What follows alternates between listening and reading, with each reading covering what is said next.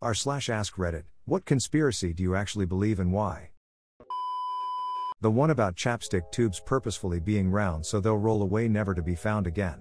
A more plausible one, but rather silly, is lip balm ingredients like phenol, menthol and salicylic acid actually making your lips drier, thus encouraging you to use more lip balm. Totally believe this. I have a friend that started using chapstick and was never able to stop using it. Her lips were perpetually dry lol. 100% believe Joe Jackson drugged Michael Jackson with puberty blockers to prolong his career. Yeah, something is going on there for sure. Ho Jackson absolutely was the type of person to do that. I've said it before and I'll say it again. JJ was a scumbag and I'm not even a little bit sorry he's dead. I'm just now realizing I said Ho instead of Joe and I'm not changing it.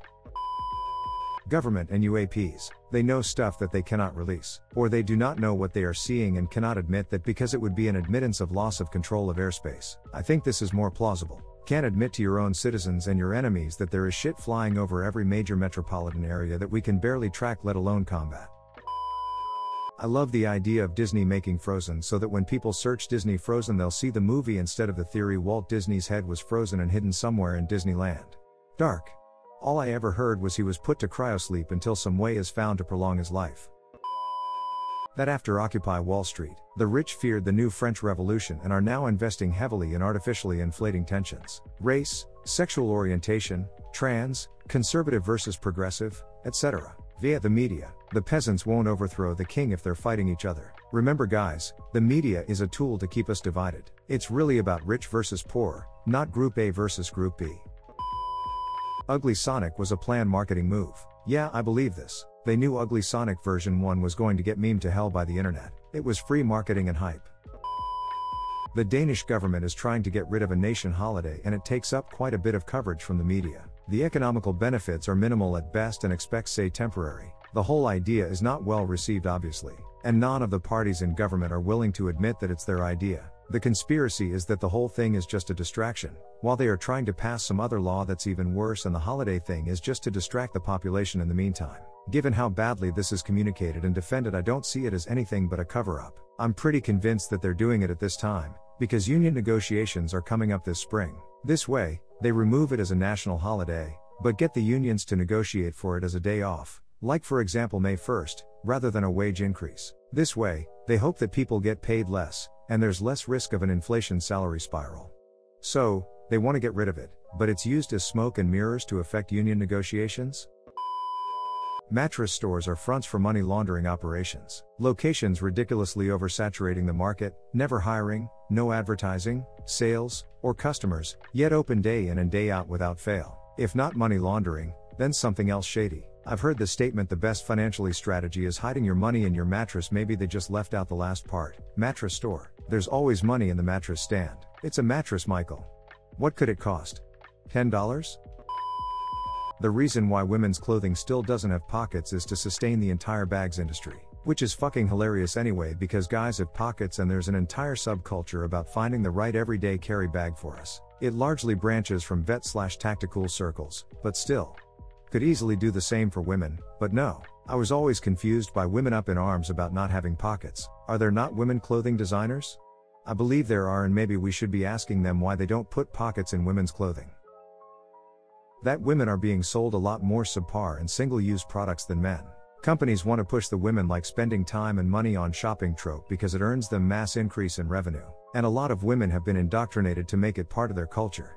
Even if they don't want to, the products marketed to them lasts for fuck all, so they have to buy multiples of everything. Example, don't sew usable pockets on women's pants so they feel pressured to buy handbags. Make the handbags stand out so that they fit with as few outfits as possible, creating a pressure to buy multiple bags. Their shoes fall apart all the time. Women also spend a lot more on razors than they need to. Last time I paid for razors was like 10 years ago and they still hold up. What razors are you using that last that long? I use the ones that I just have to replace the heads themselves on, but curious about any longer lasting alternatives. There are breeding populations of cougars in the U.S. east of the Missouri River. The U.S. Fish and Wildlife Service has maintained that the population went extinct in 2011 and that all cougar sightings since that point have simply been individual vagrants that have wandered hundreds of miles east of their breeding grounds. There has to be. My husband I saw one in the Shawnee Forest near Pomona Winery, Illinois. We would bring it up to locals and too many people had photos and game camera footage for there not to be at least a small number of them. I truly believe men's deodorant is made better than women's deodorant. I'm like 99% sure women's clinical super expensive deodorant is the same as men's regular deodorant. I've been using men's unscented deodorant for years and have had great results.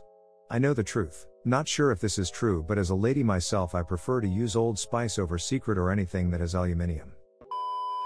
Epstein didn't kill himself. Probably a good bet since video cameras accidentally malfunctioned at the time of his death.